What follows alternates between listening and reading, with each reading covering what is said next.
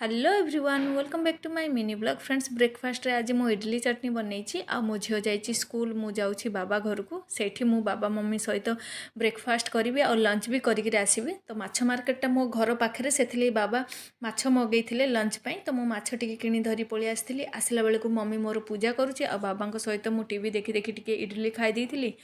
तापरे आमे लंच बनैयारे लगी जाइथिलु। मम्मी आज बनई माछ तरकारी डाली भात आउ पिठौ भजा रे कदली बैगण आलू भाजीला आउ 1:30 बजे तक आमर लंच भी हो जाइथिला। मो बाबा सहित जल्दी जल्दी खाई देइथिली कारण मो झील स्कूल आसी जीव 2:30 बजे सेति भितर मते घर को आसीबार थिला तापे पेक लंच धरिकिना तो सेठू खाई आसला पर मु टिके घरे रेस्ट करथिली।